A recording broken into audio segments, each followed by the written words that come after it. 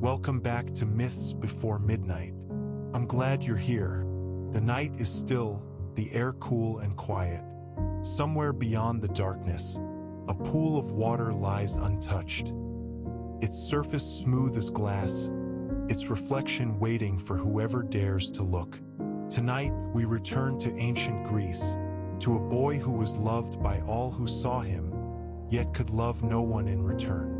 A boy whose beauty became a curse, whose reflection became his undoing. This is the story of Narcissus, the one who gazed too long. Settle in, breathe deeply, and let the quiet ripple of this myth carry you into the calm. Long ago, in a time when God still walked among mortals, there was a boy born of river and mountain, the son of Cephissus, a river god, and Liriope, a nymph.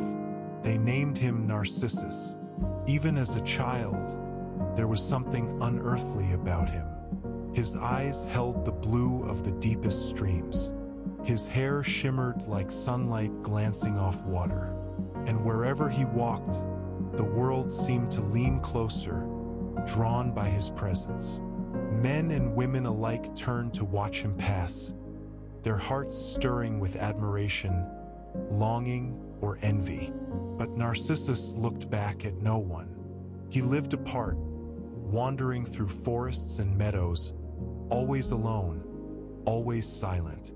He did not crave company, nor affection. When love came to him, in whispers, in glances, in the trembling voices of those who confessed their hearts, he turned away with gentle indifference, not out of cruelty, but because he did not understand the feeling they offered. Love, to Narcissus, was like a language he had never learned. One evening, as twilight settled over the hills, he came to a glade where the air was heavy with the scent of pine and wet earth. A small spring rested there, clear, still, and hidden among tall grass. He knelt beside it to drink, but as he leaned forward, something shimmered beneath the surface. He froze. The face in the water was perfect, bright, serene, and impossibly beautiful. A presence that seemed alive, watching him as he watched it. He smiled softly, and the reflection smiled back. He reached toward it, and the image reached in kind. But when his fingers brushed the water, it trembled, and the figure vanished. He gasped. The beauty was gone. In its place, only ripples and silence. Then, slowly, as the water stilled again, the image returned. He leaned closer. His heart beat faster. He did not know this was his own reflection. He believed it was another, a spirit of the spring perhaps, who mirrored his every move with devotion and grace. Days passed. Narcissus returned to the spring again and again, unable to stay away. He brought flowers and laid them at its edge. He whispered to the image, begging it to speak. He reached out again and again, each time breaking the illusion. "Who are you?" he asked softly. "Why do you hide from me?" The water answered only with ripples, each wave erasing the face he loved. He waited for hours, staring until the sky turned gold, then violet, then black. The stars appeared above, and still he gazed, his own reflection flickering faintly in the starlight. Sometimes he laughed quietly at the absurdity of it.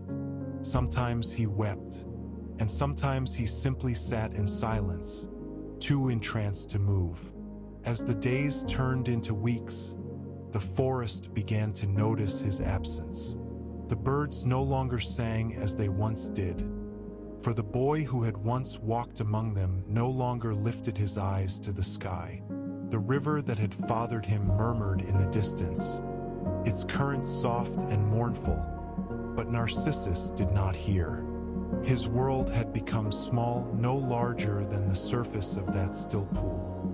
He began to waste away, his strength fading as he lingered beside the water.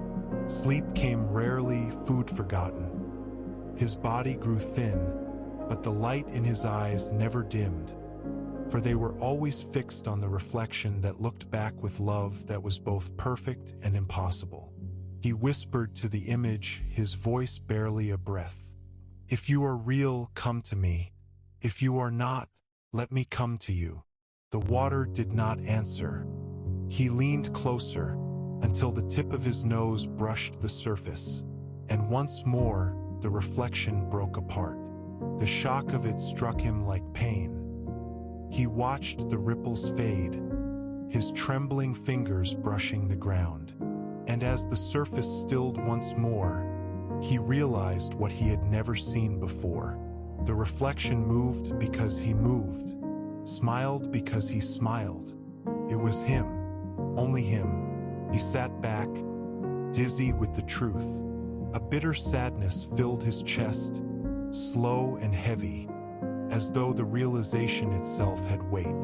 He had loved only himself, and in doing so had lost everything else. The forest was quiet around him. A soft wind stirred the reeds. Somewhere, far off, the river murmured his name. He bent once more over the pool, not to adore, but to understand.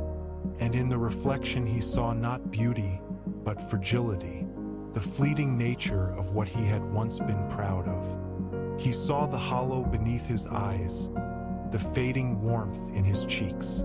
He saw himself changing. He whispered, almost to the air, "I am vanishing," and perhaps he was. For as his strength faded, his reflection seemed brighter, as though the pool itself remembered him, even as his body forgot. He laid down beside the spring, his cheek against the cool earth. The water rippled once more, gently now, as though to cradle his final breath. When the forest came alive again at dawn, Narcissus was gone. Only the still water remained, and by its edge, a single flower grew where he had lain. Its petals were pale and delicate, its face bent toward its own reflection. The nymphs who found it wept quietly, for they knew what it meant. They named it after him, the Narcissus flower, so his memory would not fade, even if he had. They say that on certain mornings, when the sun is soft and the world is still, his spirit lingers there. The pool remains clear, untouched by time, and if you listen closely, you can hear the faint whisper of his breath as the wind moves through the reeds. A reminder, perhaps, that even beauty can become a prison when seen without compassion. That the reflection we love most may not always love us in return. And yet, there is peace in that stillness. For in the end, Narcissus became part of the thing he loved most. Not trapped, but transformed. Water, flower, reflection, one and the same. So when you next pass by a quiet stream, look gently into it. See what looks back, but do not linger too long. Let the ripples move. Let the water live.